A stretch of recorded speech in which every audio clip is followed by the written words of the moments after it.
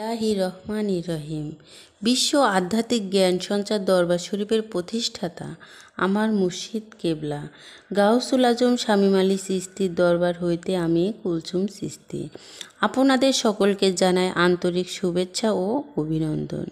আমার মুর্শিদ কেবলা গাউসুল আজম শামীম আলী চিশতির লেখা গ্রন্থ থেকে কিছু তত্ত্বকথা আলোচনা করিব। আশা করি আপনারা সবাই আমার আলোচনাটি মনোযোগ ও ধৈর্য সহকারে শুরু থেকে শেষ পর্যন্ত সম্পূর্ণ আলোচনাটি শুনিবেন। আজকে আপনাদের মাঝে যে আলোচনাটি নিয়ে হাজির হলাম সেই আলোচনাটি হলো মোহাম্মদ বিষয়টা কি, রাসূল বিষয়টা কি।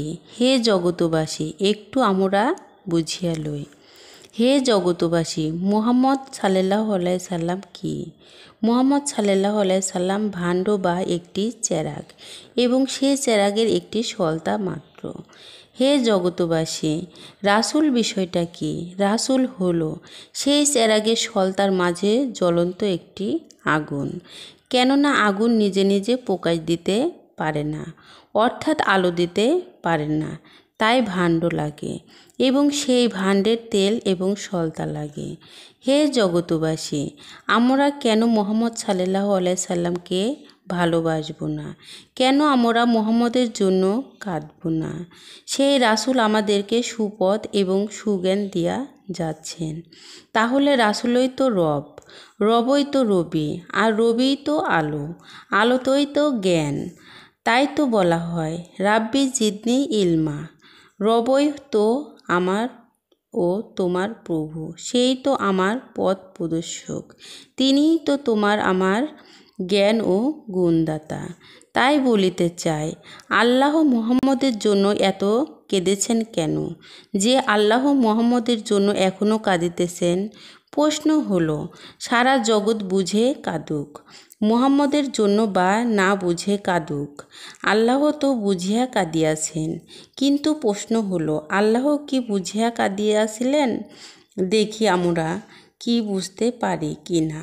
মুহাম্মদ সাল্লাল্লাহু আলাইহি সাল্লাম যখন হেরা গুহায় সাধনমগ্ন হইয়াছিলেন 14 বৎসর, তখনই সে মুহাম্মদ নামের ভাণ্ড বা সলতাতে আগুন জ্বলাতে শুরু করিয়াছেন। এরপরে মুহাম্মদ সাল্লাল্লাহু আলাইহি সাল্লাম জগতবাসীকে সেই আগুনে আলো দিতে শুরু করিয়াছেন। এই আলো যখন মুহাম্মদ নবী মানুষদেরকে দিতে শুরু করিল, একদল নবীজিকে মানলেন এবং আলো নিতে শুরু করিলেন। আরও এক দল নবীজিকে মানল না।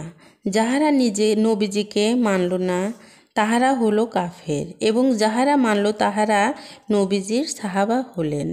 এবং সেই আগুনের আলোতে সাহাবাগণ জ্ঞানের আলোতে জ্ঞানী গুণী হইতেছেন। এবার আসি, মুহাম্মদের জন্য আল্লাহ কেন কাঁদিলেন এত বেশি এবং দোস্ত বলেও কাঁদিতেন? কারণ আগুন একা একা প্রকাশ দিতে পারে না, বা আলো একা একা প্রকাশ দিতে পারে না। তাই মুহাম্মদ সাল্লাল্লাহু আলাইহি সাল্লাম সেই চেরাগ হইলেন এবং সেই চেরাগের সলতাও হইলেন।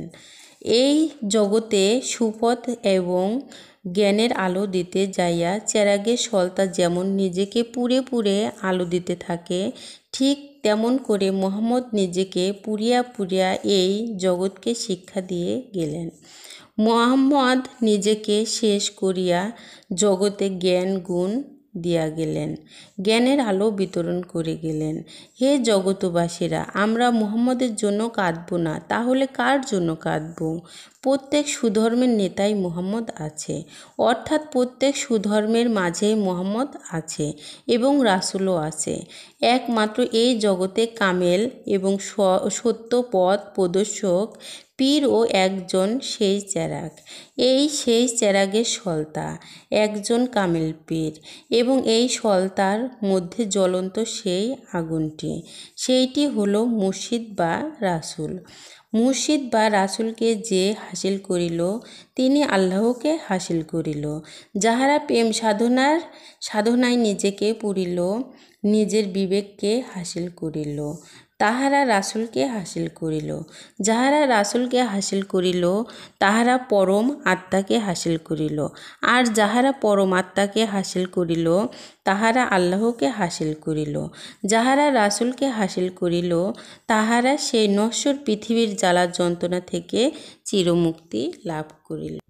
আমি যে আলোচনাটি আপনাদের সামনে করেছি, এই আলোচনাটি আপনাদের কাছে কতটুকু ভালো লেগেছে?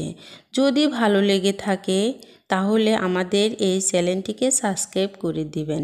সামনে আরও ভালো ভালো আলোচনা পেয়ে যাবেন এবং আপনারা সামনে কী ধরনের আলোচনা চান আমাদেরকে কমেন্টে জানাবেন। আমরা চেষ্টা করিব আপনাদের পছন্দ মতো আলোচনা নিয়ে আসতে। আমার এই আলোচনাটি করতে যাইয়া কথা বা ভাষার ছন্দে কোনো ভুল হইয়া থাকে তাহলে আমাকে ক্ষমা ও সুন্দর দৃষ্টিতে দেখবেন। সকলে আমার জন্যে দোয়া করিবেন, আমি যেন আপনাদের সামনে ভালো ভালো আলোচনাগুলো নিয়ে আসতে পারি এবং শোনাইতে পারি। সর্বশেষে সকলের চরণে হাত রেখে একটি কথা বলতে চাই, আল্লাহ গোপনেরও গোপন।